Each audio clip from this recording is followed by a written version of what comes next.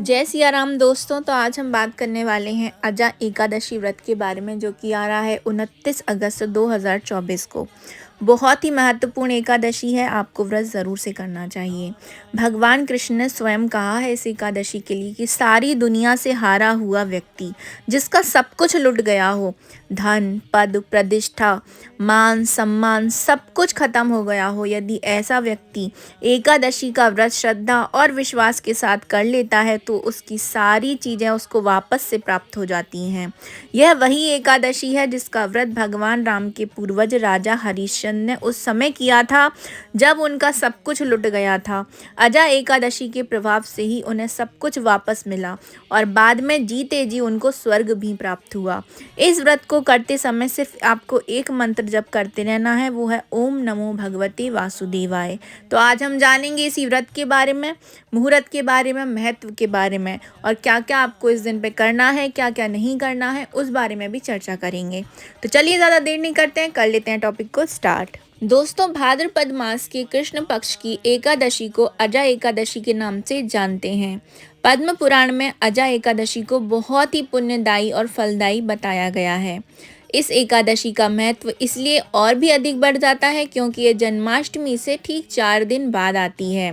पद्म पुराण के अनुसार अजा एकादशी का व्रत रखने से व्यक्ति के जीवन में सुख समृद्धि का वास रहता है। साथ ही इस दिन व्रत रखने से व्यक्ति के जीवन में सुख समृद्धि और उसको मोक्ष की भी प्राप्ति होती है।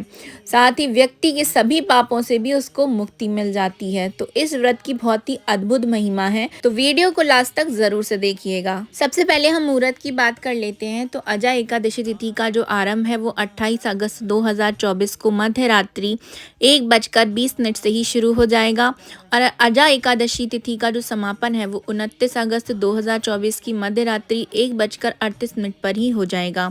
तो उदया तिथि के अनुसार जो है एकादशी तिथि 29 अगस्त 2024 को होने के कारण अजा एकादशी का जो व्रत है वो 29 अगस्त को ही रखा जाएगा, यानी कि कल गुरुवार के दिन। क्योंकि गुरुवार का दिन है तो इसकी जो महत्वता है वो और भी ज़्यादा बढ़ जाती है।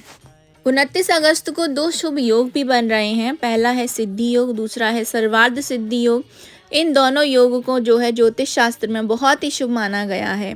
इस दौरान आप जो भी पूजा पाठ करेंगे वह सभी सिद्ध और सफल होते हैं। इसलिए इस बार अजा एकादशी के दिन दान पुण्य के कार्य करने का दुगना फल प्राप्त होने वाला है।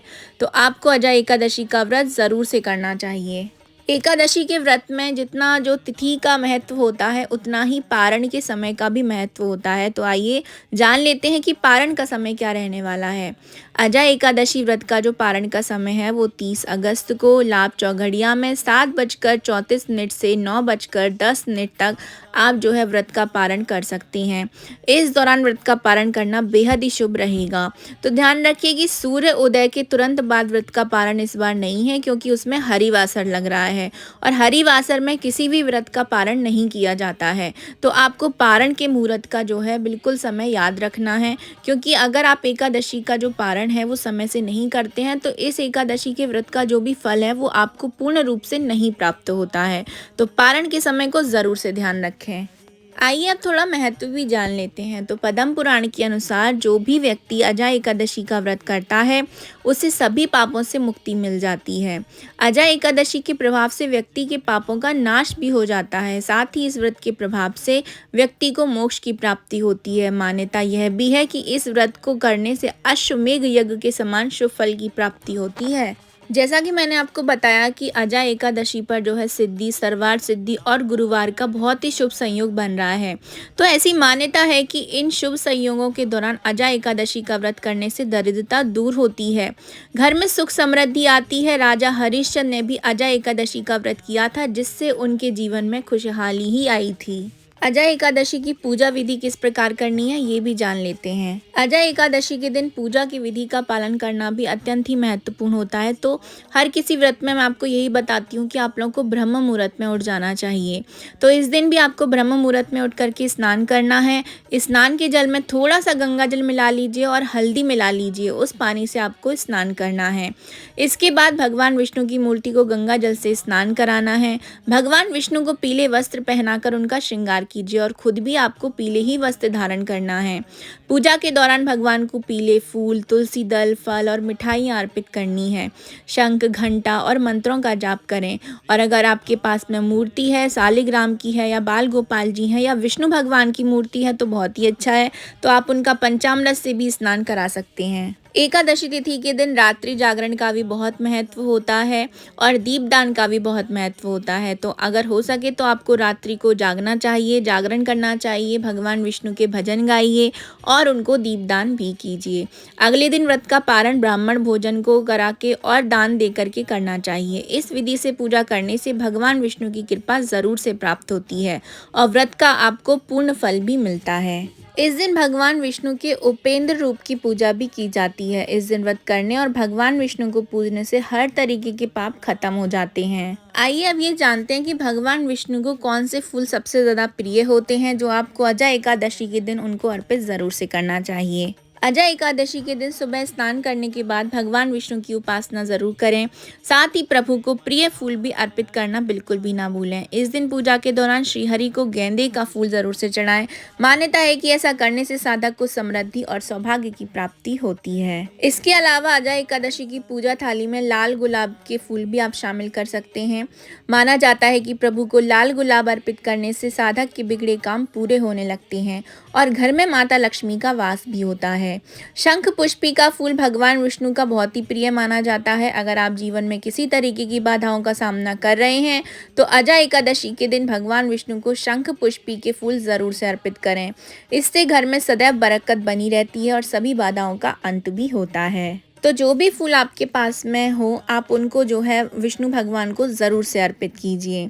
आइए अब जानते हैं कि अजा एकादशी के दिन आपको क्या करना चाहिए और क्या नहीं करना चाहिए। तो अजा एकादशी के दिन सुबह स्नान करके आपको साफ कपड़े ज़रूर से पहनना चाहिए। व्रत का संकल्प ज़रूर लेना चाहिए। भगवान विष्णु की पूजा करें और तुलसी के पौधे की पूजा ज़रूर से करें। विष्णु जी के मंत्रों का जाप करें। अजा एकादशी की कथा को ज़रूर सुनें। तो कथा जो है वो मैं नीचे डिस्क्रिप्शन बॉक्स में दे दूँगी, तो आप उसको वहाँ से पढ़ सकते हो। इस दिन आपको दान ज़रूर से करना चाहिए। भगवान का भजन कीर्तन ज़रूर से करें और हाँ, दीप दान ना करना भूलें, ये ज़रूर से करना चाहिए। आइए अब जानते हैं कि अजा एकादशी के दिन आपको क्या कार्य ऐसे हैं जो नहीं करना चाहिए। तो पूरे दिन आपको अन्न ग्रहण नहीं करना है, भारी शारीरिक श्रम से बचना चाहिए, आपको नॉनवेज वगैरह नहीं खाना है, ऐसे मांस, मछली, अंडे आदि का सेवन बिल्कुल भी नहीं करना चाहिए। क्रोध भी नहीं करना चाहिए, क्योंकि क्रोध करने से हमारे व्रत का फल निष्फल हो जाता है। तो इस तरीके की कुछ चीज़ें हैं जो आपको नहीं करना है। इस दिन अगर हो सके तो आपको शास्त्रों का अध्ययन ज़रूर से करना चाहिए। आप चाहें तो आप भगवत गीता का पाठ भी कर सकते हैं। यदि आपके घर के आसपास भगवान विष्णु का मंदिर है तो वहाँ पे ज़रूर से जाइए। अजा एकादशी का व्रत रखने से व्यक्ति को कई तरीके के लाभ होते हैं। यह व्रत हमें धर्म और अध्यात्म के रास्ते पर चलने के लिए प्रेरित भी करता है। धार्मिक मान्यता कुछ इस प्रकार से भी है कि इस एकादशी पर व्रत रखने तथा दान देने वाला व्यक्ति सभी सांसारिक सुखों को भोगने के बाद विष्णु लोक को जाता है। भाद्रपद कृष्ण पक्ष में पड़ने वाली यह एकादशी समस्त पापों का नाश करने वाली तथा अश्वमेध यज्ञ के बराबर फल देने वाली मानी जाती है। इस दिन विधि विधान के साथ भगवान विष्णु की पूजा ज़रूर करना चाहिए। इस एकादशी के बारे में बताते हुए भगवान कृष्ण ने युधिष्ठिर से ऐसा कहा है कि अजा एकादशी पर व्रत रखकर विधि विधान से पूजा करने से व्यक्ति अपने सभी पापों से मुक्ति पा सकता है और मोक्ष की प्राप्ति भी कर सकता है। इसीलिए इस दिन व्रत रख के पूरे मन के साथ भगवान नारायण की आराधना करने का ये बहुत ही खासा महत्व माना जाता है। अजा एकादशी के दिन आपको दान भी ज़रूर से करना चाहिए। दान आप किसी भी वस्तु का कर सकते हैं। आप अन्न का दान कर सकते हैं, आप दूध, दही, तिल या चावल, जो भी आपकी समर्थता रहती हो तो आप उसके अनुसार दान कर सकते हैं। अजा एकादशी पर भगवान विष्णु के साथ साथ आपको भगवान शिव का भी आशीर्वाद मिलने वाला है। तो आइए जानते हैं कैसे। अजा एकादशी तिथि पर भगवान शिव जो है वो कैलाश पर्वत पर ही विराजमान रहेंगे। इस दिन भगवान शिव की पूजा करने से विशेष फल की प्राप्ति होती है। भगवान शिव के आशीर्वाद से जीवन में सुख, शांति और समृद्धि आती है। शिव की पूजा के लिए भक्तगण विशेष रूप से बेलपत्र, धतूरा और भस्म आदि अर्पित करते हैं। भगवान शिव की कृपा से भक्तों को मानसिक शांति और अध्यात्म आध्यात्मिक उन्नति भी प्राप्त होती है। यदि आप भी अजा एकादशी का व्रत करने वाले हैं तो कुछ पाठ हैं जो मैं यहाँ आपको बताऊंगी, तो आपको ज़रूर से कर लेना चाहिए। अजा एकादशी के दिन आप चाहें तो विष्णु सहस्त्र नाम का पाठ कर सकते हैं। ऐसे लोग जिनको जीवन में कोई रास्ता ना मिल रहा हो तो उनको विष्णु सहस्त्र नाम का पाठ ज़रूर से करना चाहिए। जो लोग संतान प्राप्ति की इच्छा रख रहे हैं उनको संतान गोपाल मंत्र से जो है बाल गोपाल जी का अभिषेक ज़रूर से करना चाहिए।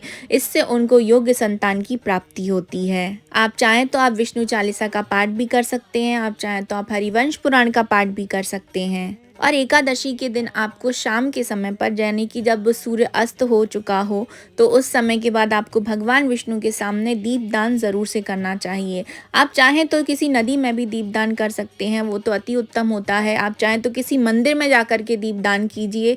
यदि आपके पास कहीं कोई सुविधा नहीं है तो आप अपने घर में ही विष्णु भगवान के सामने एक दीपक जला दीजिए शुद्ध घी का, तो वो भी दीपदान आपका मान लिया जाता है और उससे भी आपको उतना ही फल मिलता है जितना कि आप मंदिर में या नदी में दीपदान करते हैं। एकादशी का जो व्रत होता है ये केवल धार्मिक दृष्टिकोण से ही नहीं बल्कि स्वास्थ्य के लिए भी काफ़ी लाभदायक होता है।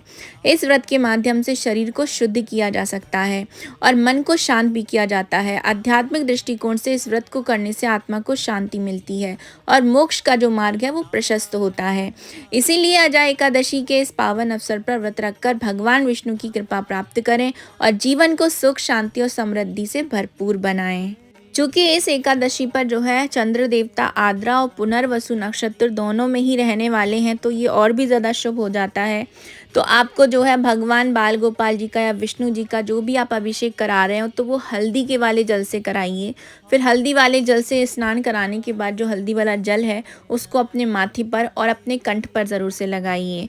ये बहुत ही अच्छा उपाय माना जाता है। इससे ऐसा कहते हैं कि आपके भाग्य खुल जाते हैं। तो ये थी मेरी छोटी सी इन्फॉर्मेशन अजा एकादशी व्रत के बारे में। यह इन्फॉर्मेशन आप सबको कैसे लगी है कमेंट बॉक्स में ज़रूर से बताइएगा। और जो भी लोग भगवान विष्णु के भक्त हों या एकादशी का व्रत करते हो तो वो नीचे कमेंट बॉक्स में जय श्री हरि नारायण ज़रूर से लिखिएगा। तो हम मिलेंगे नेक्स्ट वीडियो में किसी नई इन्फॉर्मेशन के साथ। अभी मैं आप सभी से लेती हूँ विदा। जय जय सिया राम।